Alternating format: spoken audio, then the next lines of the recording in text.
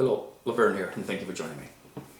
May this video be a blessing to you, and may it honor and glorify God of this kingdom. This video is the first in a series titled, Love is No Excuse.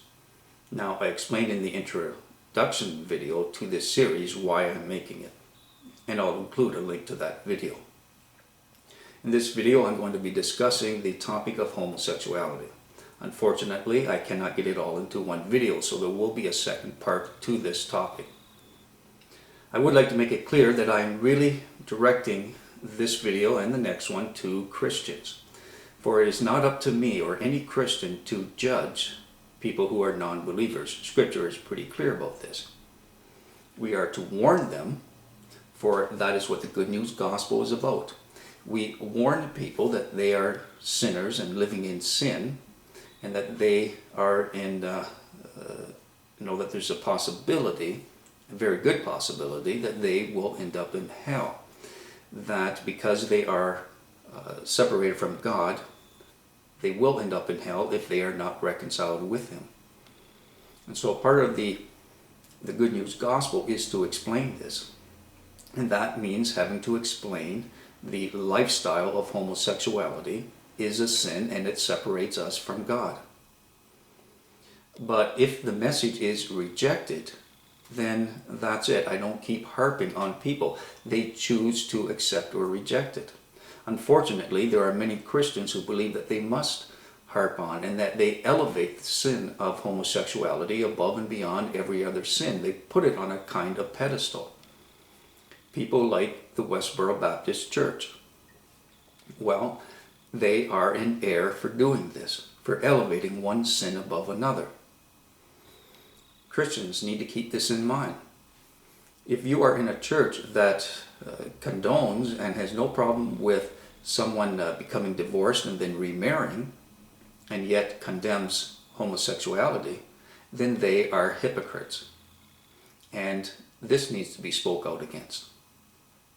The problem is when Christians then go too far the other way, and they don't condemn any sin, that they have this false understanding of grace, that we are only to love people, and as long as we love them and they are loving themselves, then that's all that matters. But this is a false gospel of love that's being taught, a misunderstanding, a very poor interpretation of what love actually is and what the good news gospel is. And I talk about this in the introduction video. Now, I would like to look at some of the arguments that are given for homosexuality. And I'd like to point out that the same arguments that are given for homosexuality, for a union between man and another man, those same arguments can also be given for a union between a man and a goat. So I'm going to be comparing these arguments and looking at the arguments that are given. For example, the first one, an argument that I receive all the time. And I receive it from both Christians and from non-believers. And that is that nowhere in the New Testament do we see Jesus condemning the sin of homosexuality. Now, everyone knows that we do see it in the Old Testament, that homosexuality is called a sin. But so too is having sex with animals. People having sex with animals is a sin. But Jesus doesn't speak out against this in the New Testament. So if the argument is given that we don't hear Jesus speaking out against homosexuality as a sin, then we must also accept that He doesn't have a problem with people having sex with animals. It stands to reason. You can't use it in one case and not the other. But I think it's pretty reasonable to say that Jesus did not condone sex with animals. In the same way He did not condone men having sex with men and women with women. In fact, when it comes to sexual sin, Jesus did have some things to say about it. He brought to the attention that people thought they were okay and that they were not committing any kind of sin when they divorced and remarried. But Jesus pointed out that even though they thought they weren't in sexual sin, in fact they were. So he kind of tightened the reins on sin. He added to it. He didn't take away. But these people who have no problem with the sin of homosexuality, Christians I'm talking about, they don't realize that he added to it. He opened up people's eyes to the fact that they thought they were living righteously when they weren't.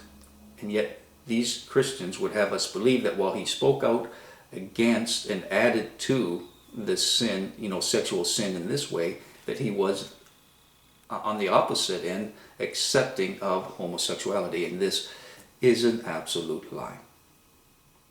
Jesus didn't condone sex with animals, and he didn't condone sex between the same-sex partners.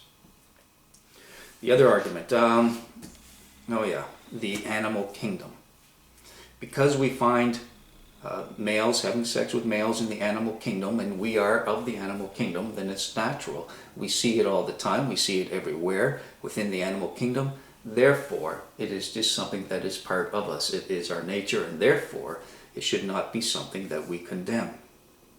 Well, the same is true of interspecies sex. We find this in the animal kingdom as well. Now, to prove this, I would just ask you to do a YouTube search. You don't even have to go on the internet. Just do a YouTube search for interspecies sex.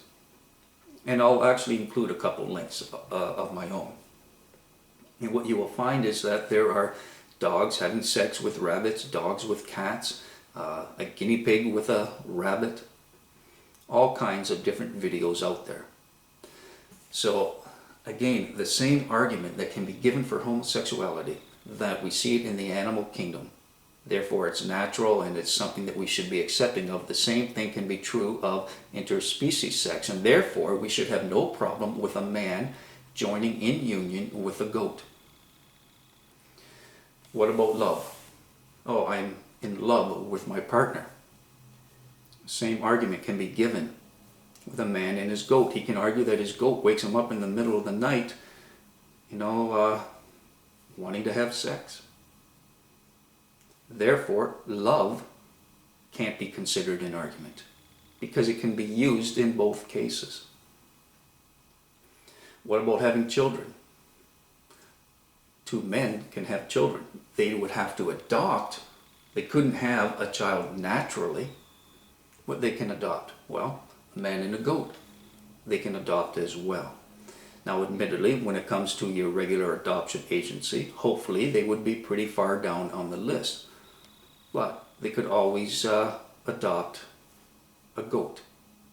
So in either case, they end up adopting a kid. So even a man and goat in a union can have kids.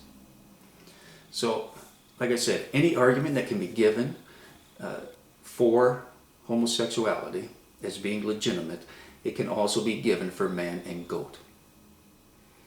Alright, in my next video, I'm going to be looking at Scripture, and I'm going to be looking at it, this issue, specifically from a Christian point of view, to try and hopefully open the eyes of Christians that are enabling and endorsing the sin of homosexuality, that you claim there's, God doesn't have a problem with it, and so on. One of the things I'll be looking at is Luke 17.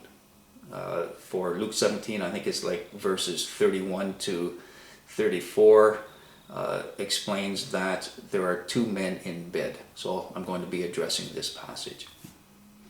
Alright, as always, I look forward to comments and messages. Till next time, peace and blessings.